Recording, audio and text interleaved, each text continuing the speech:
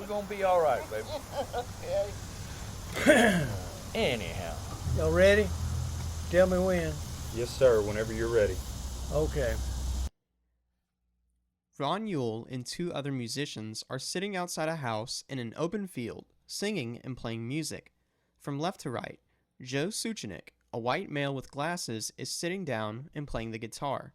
He wears a black hat, black short-sleeve button-down shirt, black pants, and black shoes. Sue Blackmon, a white female with glasses, is standing up and playing the double bass. She wears a blue pattern, strip-button, short-sleeve shirt, blue jean pants, and black shoes.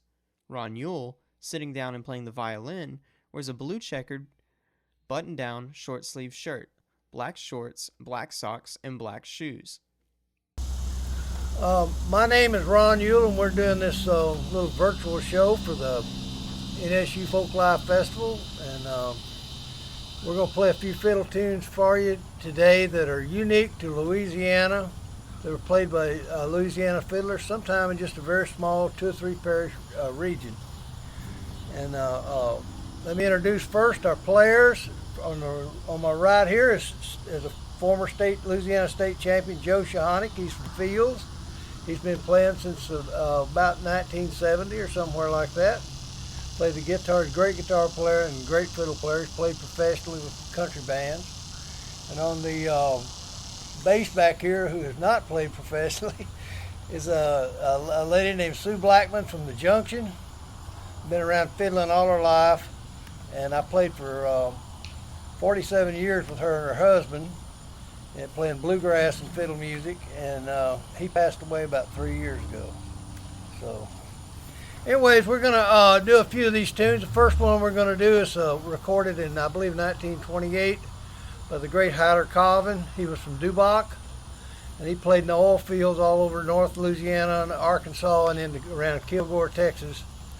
And he recorded this around 1928. It's called Rabbit Up a Gump Stump. What key, A? It is, and one thing is in a cross-tuned A, where your A is, when they played the old dances, they needed all the volume they could get, and so when they played an A, a lot of times they would tune their fiddle A, E, A, E, and this is tuned that way. That way it's a little louder. Rabbit Up a Gump Stump.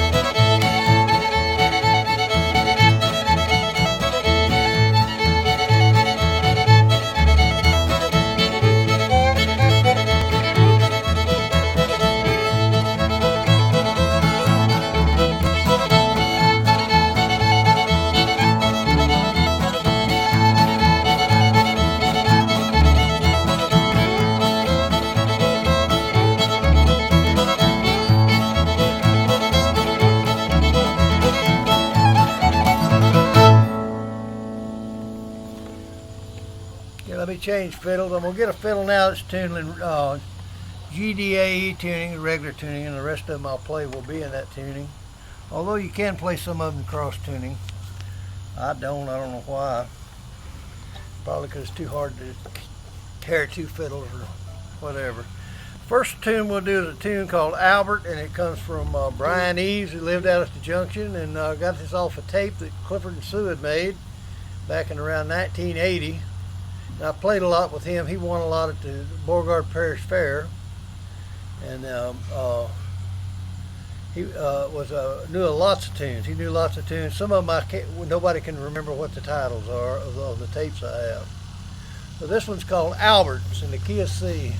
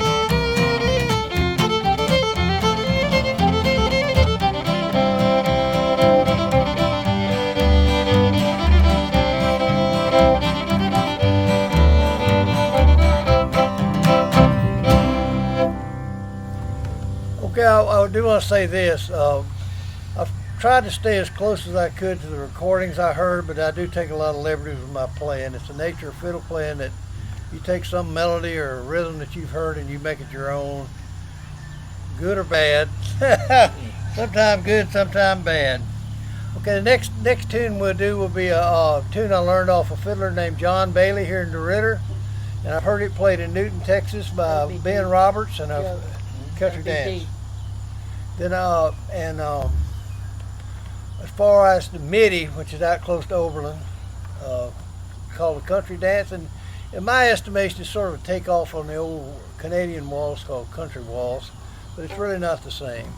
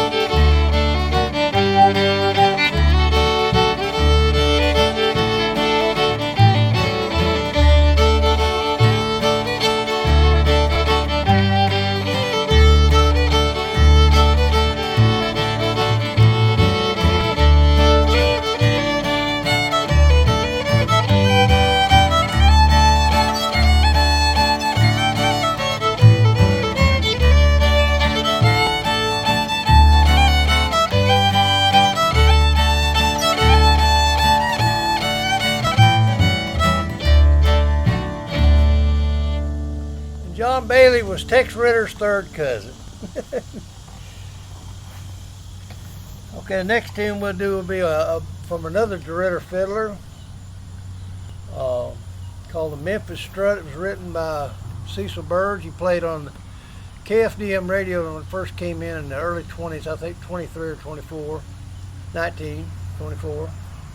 And then he moved on and played in KWKH, played with Jimmy Davis during the 30s off and on, and then moved back into DeRidder about in the 40s. But he's won the Beauregard Parish Fair contest many times, and he's pretty famous for a couple tunes. Rubber Dolly and Annie Laurie were his big tunes he played at the contest. But we're going to do one he wrote called the Memphis Strut. Give it out. Yeah.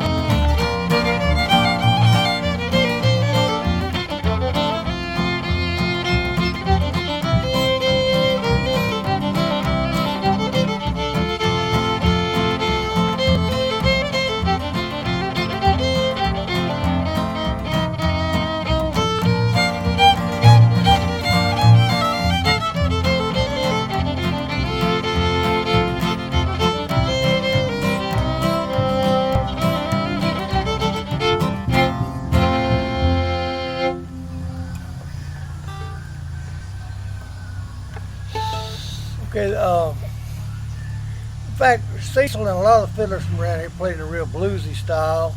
They did tunes like Where the Southern Crosses the Dog, lots of blues, so Carroll County blues and a lot of these old tunes they played. These country dances around here seemed like blues was the most popular that when they talked about playing at dances. Okay, our next tune will come from around Cane River in Clutcheville and Lena, and I've heard two versions of this song. Buzz Szilard from Natchitoches just passed away this last year. He wrote this song. He learned this song from Duma LaCour, who was with the Yukon Duma Band, which is in one of my books. And I'll plug my books real quick. I've done a bunch of books on rural country music. And if you want to buy one, I need to get rid of it. I got a house full. Anyway, they did it, and I think Buzz did it more in the style he plays. But then they called it Bayou Durban, which was a place up there, a bayou. And then I heard a tape of James Kyle. He played the same tune with a more modern shuffle beat, akin to the 50s music. And he called it Digging Taters. So I'm going to try to do it a little bit in each one of them. D.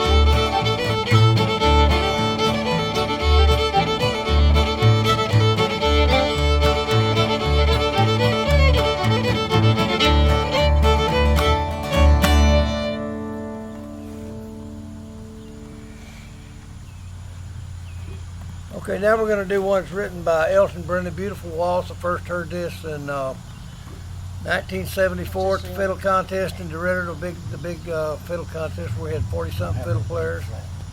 And it just blew me away, this song did. This guy's probably one of my two favorite fiddle players in Louisiana. He does double stops and plays all different configurations of those double stops. He's a very good musician. It's Elton Brindley from Starks, and he's with a tune called the Mom's Brindley Waltz.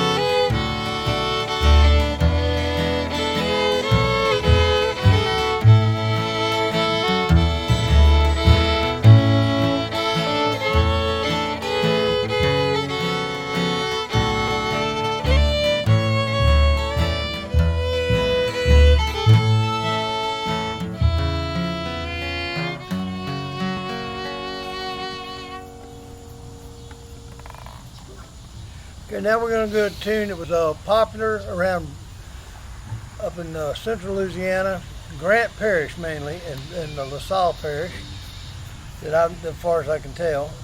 It's called Dance Little Witter, and I've heard recordings of Alfred Lassion do it, and George Jones, Possum George Jones. He lived here in DeRidder for a while, and he played a tune, and his family had learned it from an uncle named Judson Reynolds, who was born in 1860.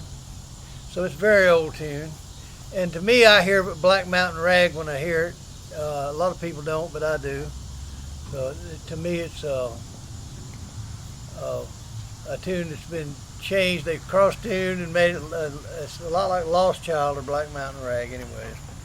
So we're going to do it in their style, okay?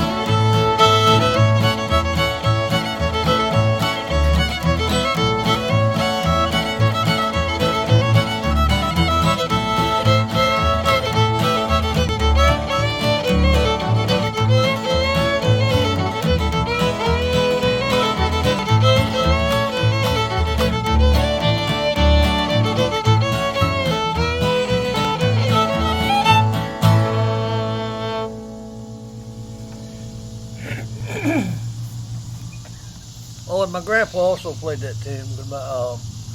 His brother, Uncle James, asked me when I went to see him, he was about 90 years old, he said, did I know that tune? Well, I didn't at that time, but I did learn it. So, but he was from LaSalle Parish, which is very close to that. Okay, the last tune I'm going to do today will be a tune, let me make sure I've got them all. Yeah.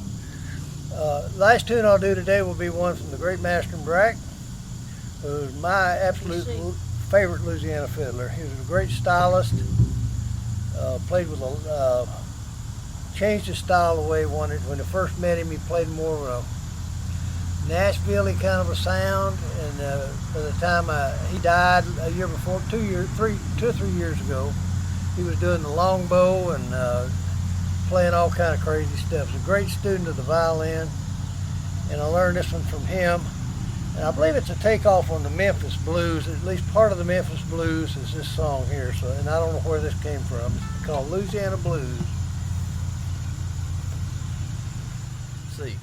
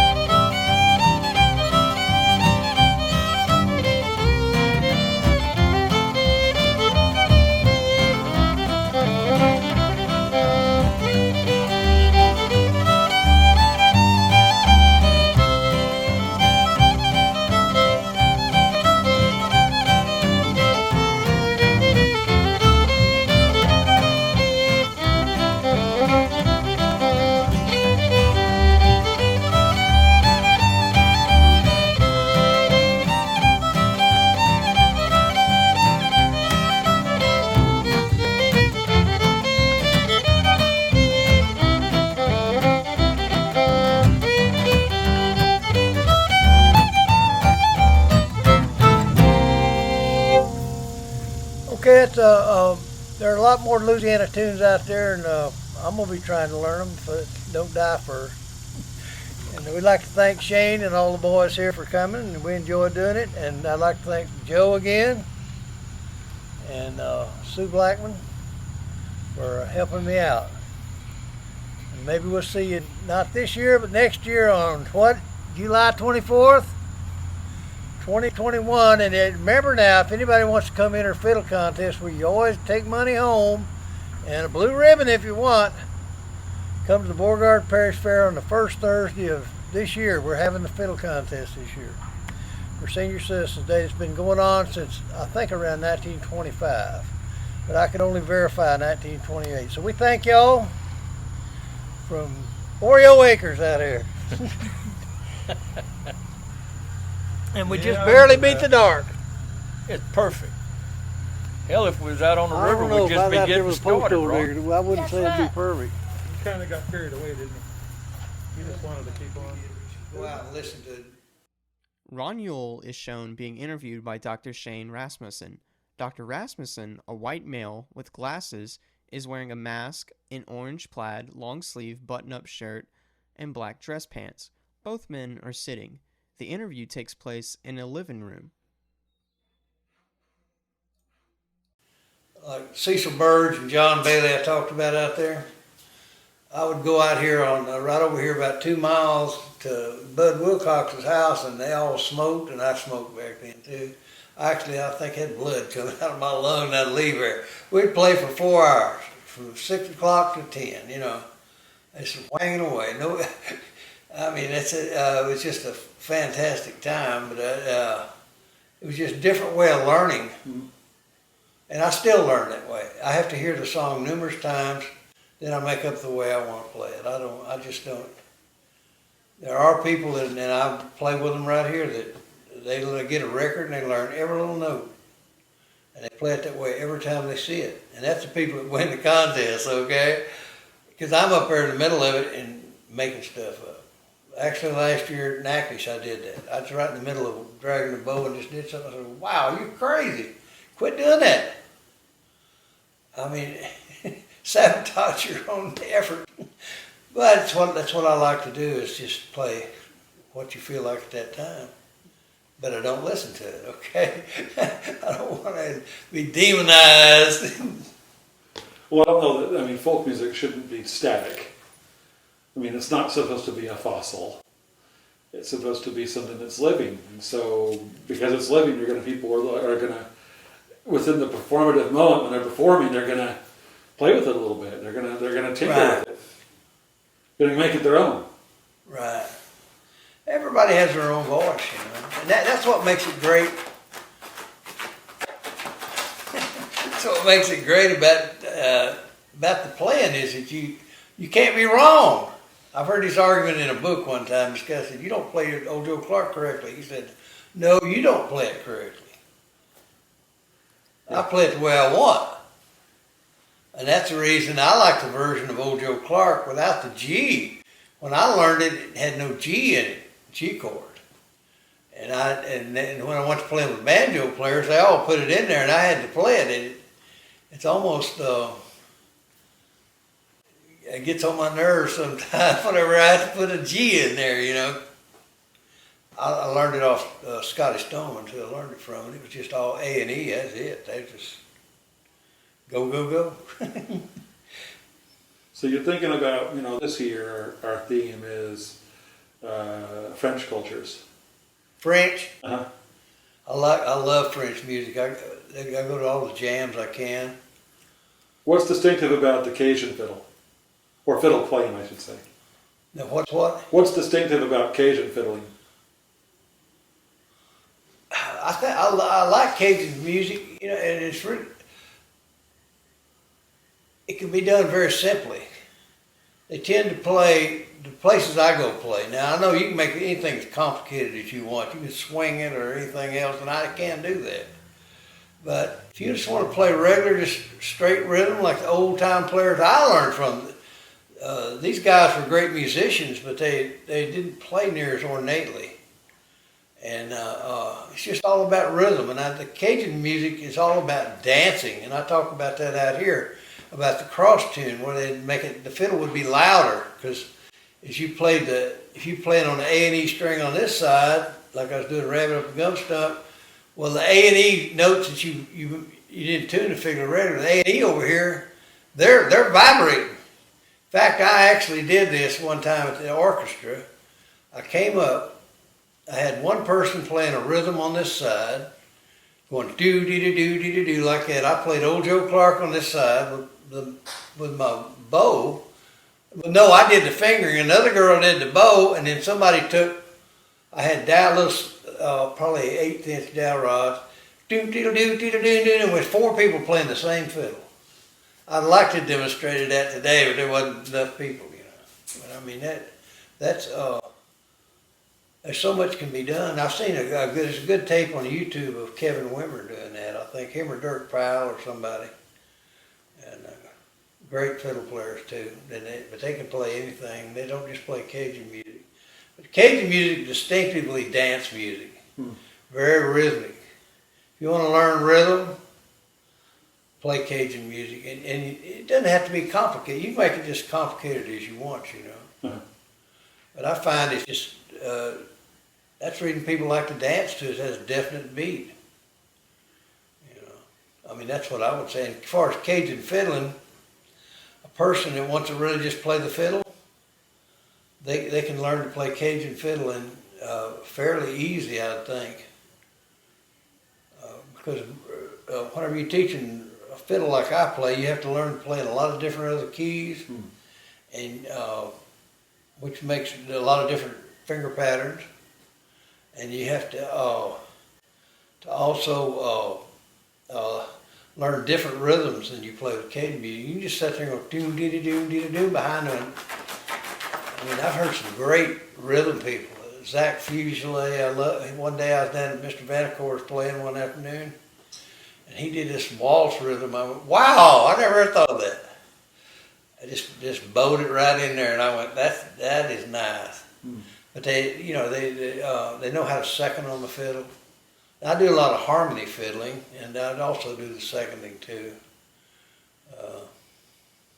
But that's all. Cajun music's just all about 1 2 3, 1 2 3, 1 and 2 and 1 and 2 and okay. It's not about complication, but they do complicate it. Okay, you give a person a chance, they're going to complicate it. It can be played real simple. You can just sit over and drink coffee and have the biggest time like we do at Jennings. You came down there one time. Yeah. Just had a big time and really not even know what's going on. I mean, I can sit there and watch a guitar player and play right along, you know. But I do know most of the songs, you know. I mean, I've played them for so many years. I first introduced to Cajun music was through Harry Schultz and Rufus Thibodeau, who are my favorite Cajun fiddlers, but that's not the way I play. I do try to do Joe LeBlanc the way they play. Otherwise, I've just played the old regular, have a good time playing. That wasn't Cajun music, I don't know. What else you got? What's your advice to the young people playing today? Just pick out a place you can have a good time. I jam here every Thursday night, okay? Good or bad. I say in the last 3 weeks, we had a preacher come from Iberia, Brother Lyle, and we did a lot of gospel music. We got one guy that plays lots of gospel music, country gospel. And him and his brother played for many years as Self Brothers. Then Eddie came with a banjo. He plays Ralph Stanley sort of style. And it was all bluegrass. That was Sue came. That was 3 weeks ago. Then the next week, Sue couldn't come. She had something to do. And I played the guitar all night. I never even played the fiddle. And everybody got to play the fiddle, you know. Usually I would dominate. And then Lauren Hodges comes. She's a fantastic fiddle player. She's living in Ragley now. And she plays all of really nice. She's fantastic. She did nice tunes, you know. Gypsy Waltz and Festival Waltz and stuff. I know all those songs, but I never play them around those people. But Glenn Cooley plays the guitar with her, and he knows all those. Like Joey's a pretty good rhythm man. And so we do that. Sometimes it's just all fiddle. And last night it was, we played, it was mainly probably country and country gospel. Sue couldn't come. I mean, it was 4 of us. Then it might be 18 the next time. Wow. Wow. I mean, I've had this place packed. When I lived at the other place way back in the 80s, we'd have a jam session outside my shop and one inside. There'd be so many people. Back then, there were a lot of people played bluegrass. I mean, they played in bands around here. All these people are dead now. But fine time. A guy, you know, Stevie Harper, he was from that time too. He was a little boy then. And man, he and I have talked about it. It was just fun. We'd stay all night and play. I've seen the sun come up at Coshada so many times, in St. Maurice, Pollock, the festival at Pollock, and just play all night. And I've seen blood coming out of people's fingers playing the guitar too many. Oh boy! The blisters would break and they just keep playing. Benny Williams, I saw that on him. Just for the love of it.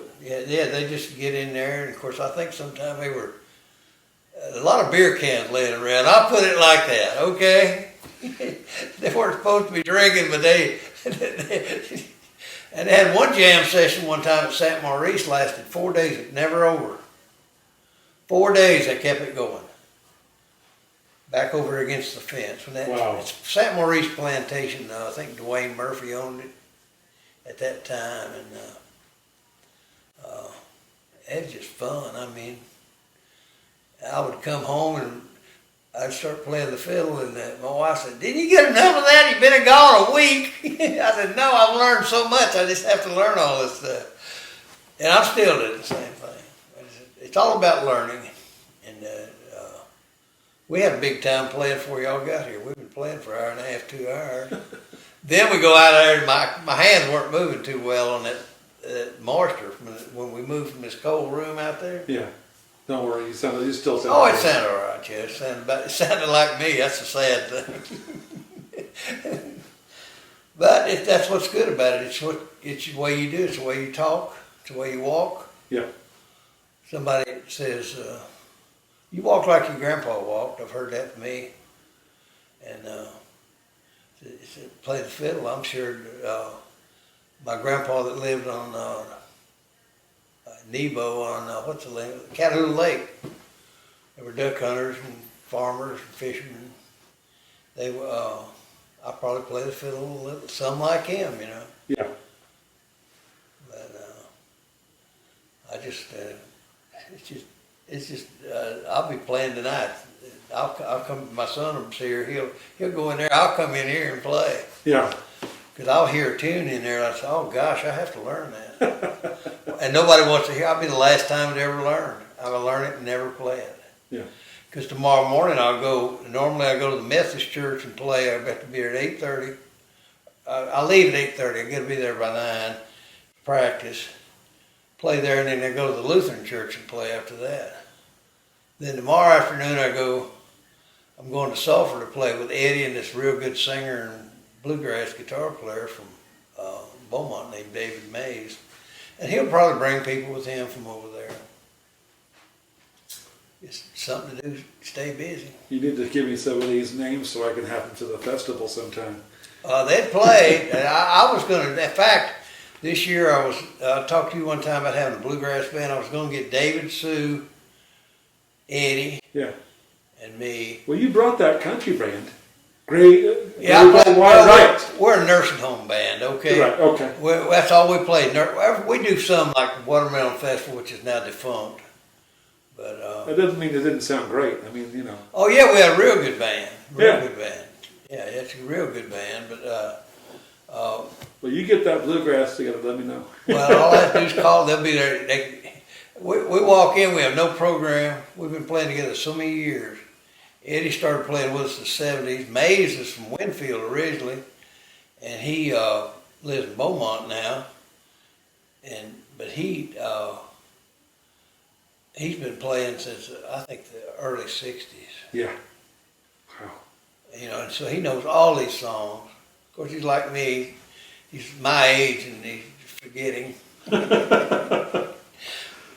Yeah, it's hard. Well, that's what's really gets you is you can't remember. I can't memorize a song. Yeah, you can still play along, I bet.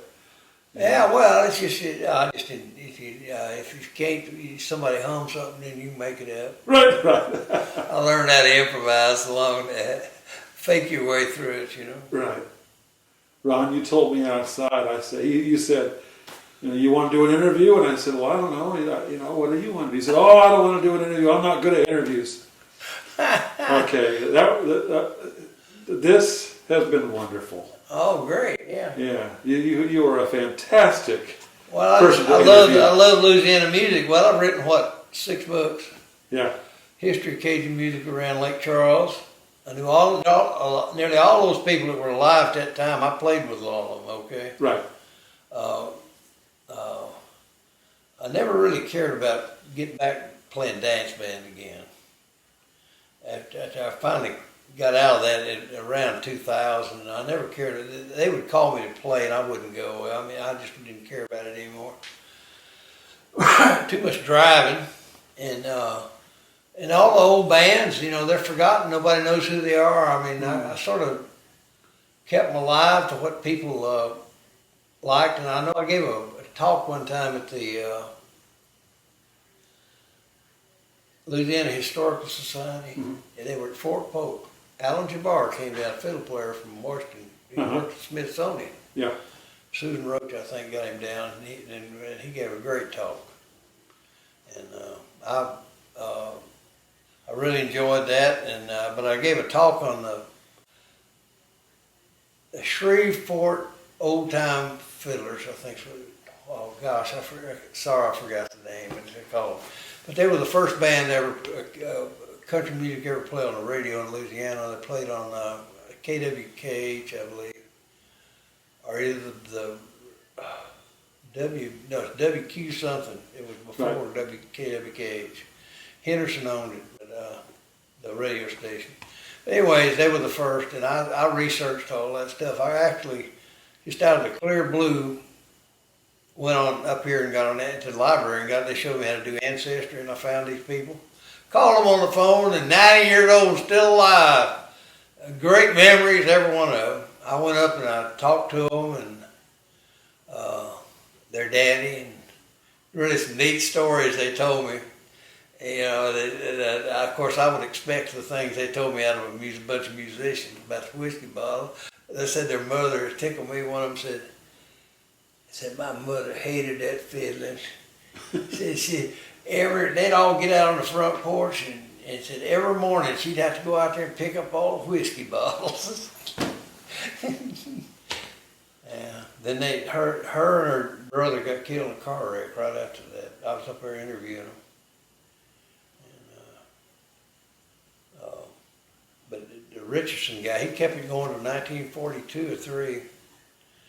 They had the fiddle contest at the state fair. And I got to talk to a lot of people that played and heard them play. And Bill Kirkpatrick, he was on the end of that. A lot of people, they talked about the history of that group of people. Right. But they're long forgotten, because now music's moved on. It's all about money now, a lot about money. Of course, people have to live. I'm sure musicians are hurting right now. Yeah, that's true. Yeah, really, it's really sort of sad because some of these guys are like the guy I was talking about. Gave a workshop in Lake Charles. I just loved his playing. Daniel Kulik, I believe.